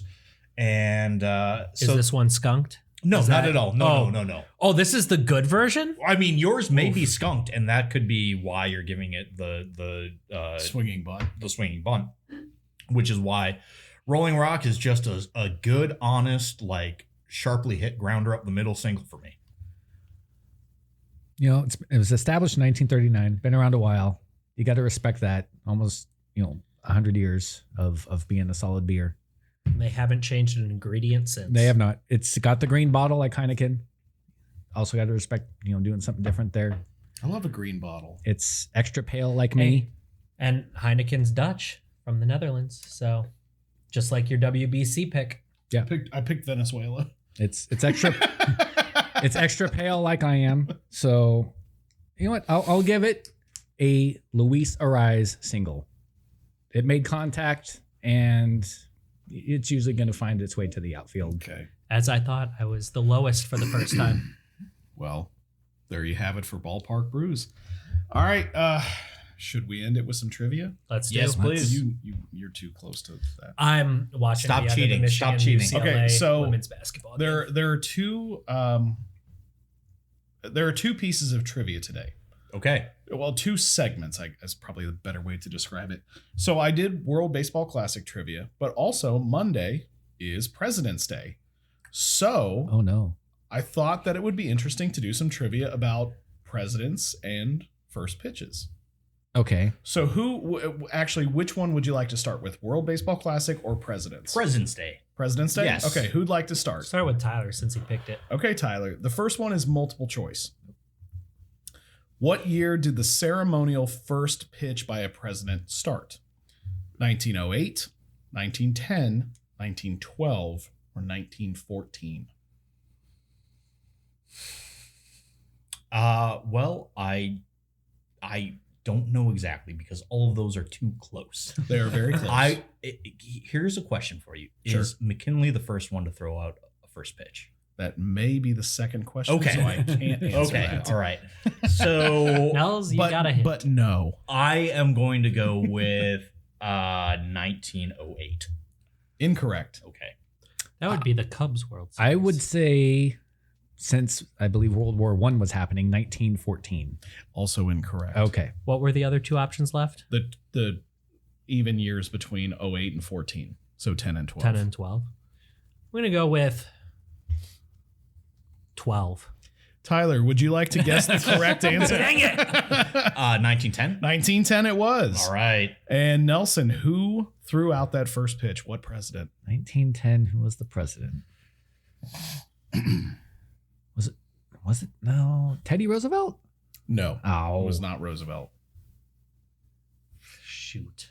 No, it wasn't him. No. Was he shot? No, I don't think so. Oh. No. And it wasn't FDR because it wasn't. Oh, that was later. Yeah, that was later for sure. I know Nope. that Who was much. in between? A lot. Eisenhower. Roosevelt? Eisenhower's the 50s. Yeah, it was Eisenhower later. was post World Yeah, War yeah. II. No, I know. That's Get what I down was into getting the at. Tafts. All right, Taft.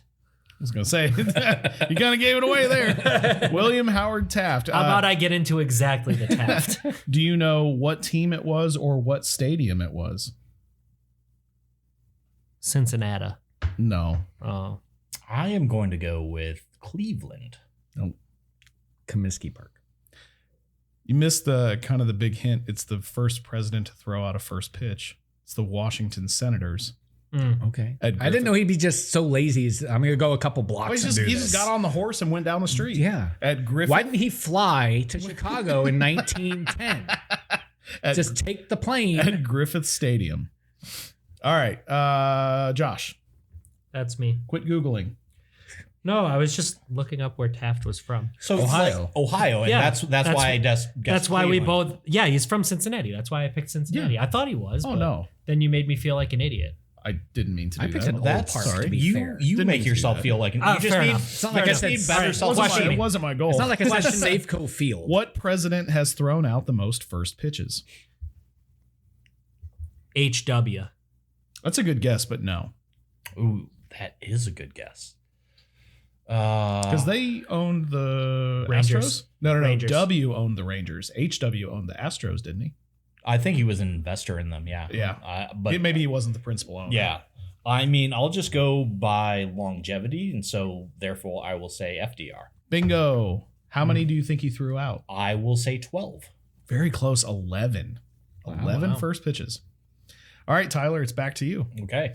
Every president, with the exception of 2, has thrown out at least one ceremonial first pitch during or after their presidency, either for opening day, the All-Star Game, or the World Series. Who are the 2 that have not? I will say, I don't know why. I think Carter just didn't want to have any like of the spectacle of the presidency, so I'll guess Carter, and I'll guess Trump.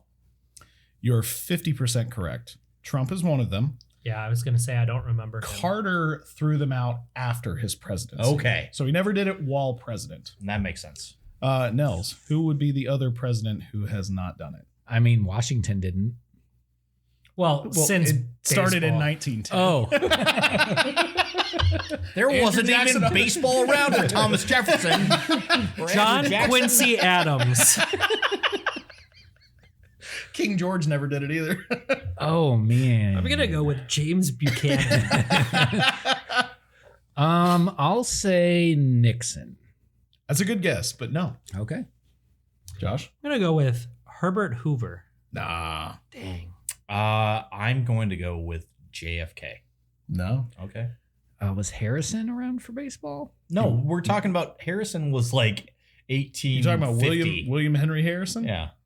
Okay. I can't remember. Mr. 16 Days or whatever. Well, That's why- No, he was- 1841 to 1841. Had baseball been around then, he wasn't alive long enough to do Okay. it. Well, Josh? After this, I'll give you the answer. Truman. No. Biden. Biden, really? Never did it. So It's you're a- saying it's the a last lot- 2 presidents are the only ones to never... it's a lost art. It's a lost art.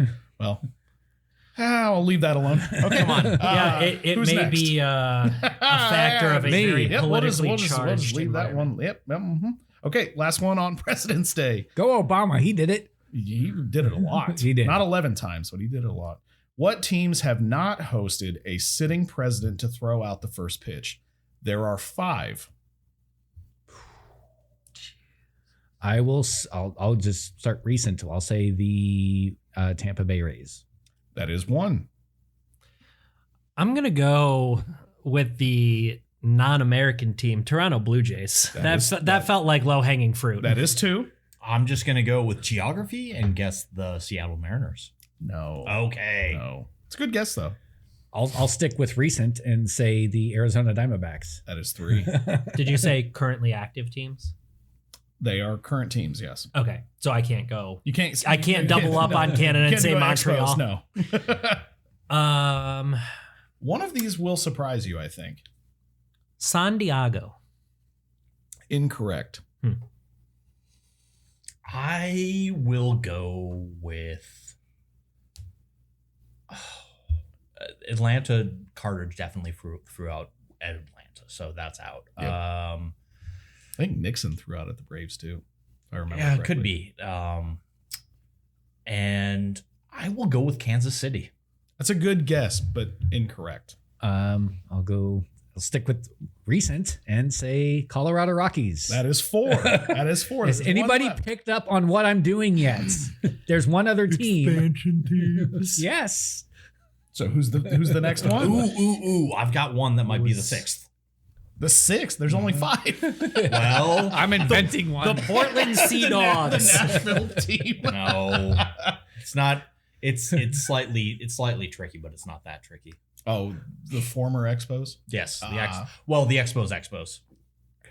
So the No, Nationals. I already said the Expos So the Nationals were not counted because they're So currently active team, like current teams in their place. All right, You're gonna say- that's fine. All right, what's your guess for the 5th one? I feel like I've given the The biggest. Florida Marlins, Bingo. Hey. Miami Really? Marlins now. Wait, no. So my mind went there. I'm not saying you're wrong. I just thought that Miami Marlins had World Series appearances directly in the heart of George W. Bush's presidency. No, that would have been Clinton because it was 96, right? 97 one in and Clinton 0, and one in Bush. 97 and 01. The They're both Diamondbacks beat Clinton. the Yankees. I guess depending That on was when. 01. No, both Clinton because No, it's no, 97 and 01 and 01. Oh, Bush when was it- 01. It would have been Bush. That was after That would've been 9/11. Bush. Bush was president. That would have Yeah, been Bush. would've been Bush. And so that's why I Oh, thought. January 01 was the Yes. switchover. And Yes, so yes, I yes, would have yes, thought yes. that because of the Miami Marlins playoff, or Florida Marlins playoff appearance in 2001. I was surprised by this answer too. 2003 that they would have thrown out a first pitch then. That is what the internet tells me. And actually, let's pull the pin out real quick. I saw this week that the Marlins are doing their throwback jerseys this season. Yes. They're going back Beautiful. to the aqua. Beautiful, So the- gorgeous, so the Marlins- incredible. I love it. The Marlins teal. were winning that division because of that. All right, World Baseball You Classic. do know trivia. that the team that you root for plays Is in in that that division. division. I don't think the Braves are winning that division anyway. all right. I want more credit for being right the most on that last one. Good job, Hey, Dallas. Thank you. You were so right on that last. And nobody else section. picked up I on it. It's had- just like, I hey, had who are two. the least oldest teams? Hey, I had 2 of the 5. Because I gave you the last All right, fair enough. Where did we end? Who started that question? one. I did. You did? All right, so Josh. Okay. World Baseball Classic trivia. Yes, I had something to say and then I thought of something else. Which player won the 2006 World Baseball Classic MVP despite playing in the minor leagues at the time? Ooh, the minor leagues at the time. And if we get through all 3 of you and we don't get it, I'll give you the country. Shoot, because I was gonna say Hideki Matsui, Incorrect. but Good he was guess, not though. in the minor leagues at the time because I'm pretty sure Oh, is it- Japan won it. Is that your guess or is that? Yeah, okay. I mean, I'm gonna go with it as my guess because good that's what I guess. was thinking. But then you said the minor leagues, and that ruled it out. But that was what my guess was before you said was in the minor leagues. Good guess. In the minor leagues in 2006. I wish one day we'll have a Patreon so you could see the 3 of their faces. Yeah. It's really fun to watch. It's trying to knock all the cobwebs free of both year Literally 20 Who years ago, won? you're asking me. and then who would have been a rookie in or about that time. So let's go with Justin Verlander. Also a good guess, but incorrect. Get off your phone. He's looking up something different. Shading. No, I'm Hopefully not. just I'm is- texting my father and also checking a couple of scores. He's texting his father for the answers. Give me to this the answer question. to who was the My player that dad won. has 13 bets and parlays on the they see my superb owl today, so I was gonna ask him what they were.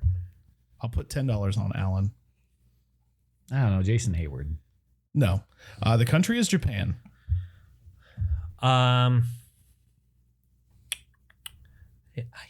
Hideo Nomo, No. Little too late for him. Akinori Iwamura. Now you get one guess. Oh.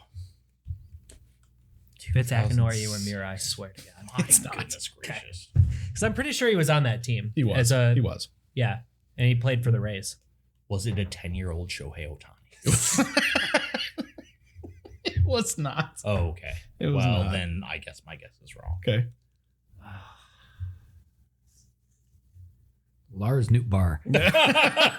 No, incorrect. One of my favorite names in baseball history, Dice K. Daisuke there we go. Matsusaka. Yeah, I love Dice K. Daisuke. You would not know that's how you pronounce it by looking at that. No, that's how they pronounce that. I love Dice K. They skipped the U.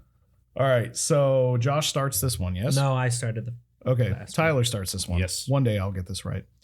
Which country has appeared in every World Baseball Classic final in 06, 09, 13, 17, and 23? The United States of America. Incorrect. No. Japan. That's correct.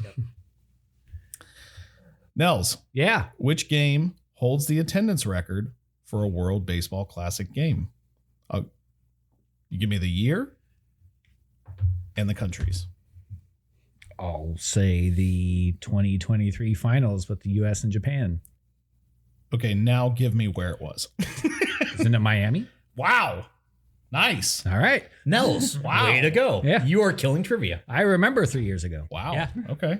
Josh, which MLB Hall of Famer managed Team USA in the very first World Baseball Classic in 2006? Ooh. Wasn't Jim Leland, was it? It was not. I'll go with Cal Ripken. It was not Cal Ripken. Ozzie Smith. It was not the Wizard of Oz. From the Cardinals. That's a lot of people. What's his name? No, the one that was there for forever. La Russa. Tony Nope, La Russa. not Tony La Russa. Not Catman. Tommy Lasorda. Not Tommy Lasorda. Not him. Tony Gwynn. Buck Martinez. Oh. And the last one that someone ruined earlier in the show, so we can all say the answer together. Who struck out Mike Trout to end the 2023 World Baseball Classic final? Daisuke Matsusaka. Oh. Hideo Nomo. Roki Sasaki. Sealing Japan's championship. Shohei Ohtani. That guy. Oh, wow. All right. That took a minute to get through, but I enjoyed doing trivia for two separate things. So, Yeah, that was good. Yeah. Good stuff. That is all for this episode of Swing and a Miss. Over the next 3 episodes, we're going to start doing our previews for the different divisions in Major League Baseball as we get ready for pitchers and catchers to report. Unlike last year where we crammed them all into our very first episode, we're going to break them up instead of doing a 2-hour Yeah, episode. well, we were bad at it last year, so It was our debut. So. it was. That's a lot of pressure to say we're going to be good at it this year. No, No, I we're didn't say- I just didn't- going to No break promises it up. I whatsoever. actually didn't say we were going to be good at it. I guarantee you our that's picks fair. will be garbage again. Yeah, true story. So that's all we have for today. Enjoy the superb owl. Go the team that you want to win. Enjoy the food that you eat. And we'll talk to you in a couple weeks. Any last minute thoughts, guys? No. Go Tigers. Framber. Go Tigers. Yeah. All right. Go Team USA. Go. Yeah. Yeah, We'll talk to them before then. WBC. We'll talk Watch to them it. before then. Play the game, love the game. Talk to you in a few weeks. Later.